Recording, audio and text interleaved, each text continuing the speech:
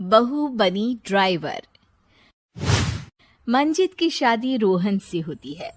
रोहन को नशे की बुरी लत लगी होती है। एक दिन, अरे माँ, मेरा एक साइड का शरीर काम नहीं कर रहा है। मैं आज खेतों में कैसे जाऊंगा? अरे बेटा, ऐसा ना बोल। तेरे पापा के जाने के बाद से तू ही घर चलाने का सहारा है। मैं डॉक्टर को बुला लाती हूँ। देखिए बहन जी, रोहन के शरीर के एक साइड में लकवा है। अब वो कभी ट्रैक्टर नहीं चला पाएगा। घर में मनहूसियत का माहौल हो जाता है। लीजिए माँ जी, रोटी खा लीजिए। अरे बेटा, मुझे तो भविष्य की चिंता हो रही है। मेरा एक ही बेटा है और वो भी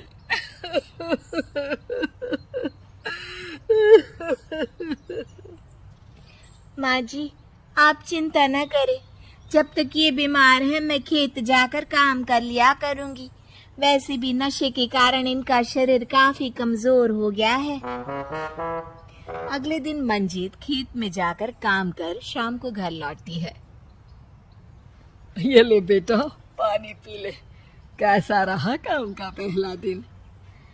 माँ जी, काम तो ठीक है, लेकिन मैं अगर ट्रैक्टर चलाना सीख लूँ ना तो काम और भी आसान हो जाएगा। अरे बेटा, दुनिया क्या कहेगी कि औरत होकर ट्रैक्टर चला रही है। माँ जी, या तो हम दुनिया देख ले या अपना घर, कोई बात नहीं। जब ये ठीक हो जाएंगे तो सब ठीक हो जाएगा।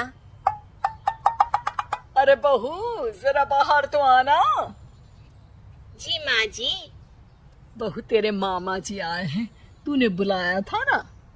हाँ माँ जी, वो मामा जी ना आज से मुझे ट्रैक्टर चलाना सीखा। मंजित मामा से ट्रैक्टर चलाना सीखती है। वो मन लगाकर खेतों में काम करती है। और एक दिन, माँ जी, पता है इस बार पूरे गांव में सबसे ज्यादा फसल का उत्पादन हमारे खेतों में हुआ है। इस साल तो खूब पैसे आएंगे। हाँ। सास खुश नहीं होती है। वो चुपचाप वहाँ से जाने लगती है। तभी मंजित उसे रोक लेती है। क्या हुआ माँ जी, आपको खुशी नहीं हुई? बेटा, आज डॉक्टर साहब बोल रहे थे कि रोहन के ठीक होने के लिए 5 लाख रुपए की जरूरत है। समझ नहीं आ रहा क्या करूं। मंजित शांत हो जाती है।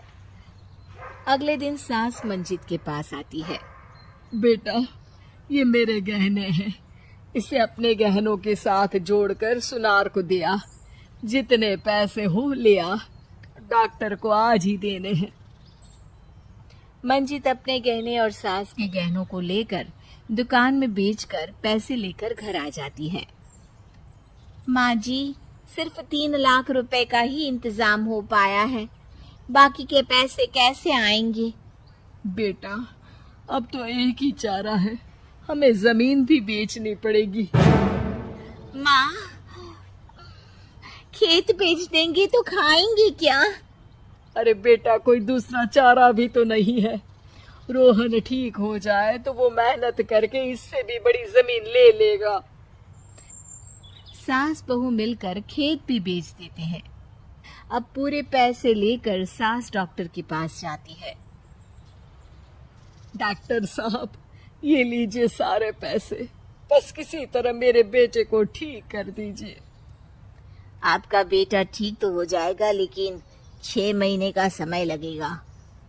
सास बहू सोच में पड़ जाते हैं कि अब तो कोई जरिया भी नहीं रहा जहाँ से उन लोगों को कमाई हो। अब कमाएंगे नहीं तो खाएंगे क्या?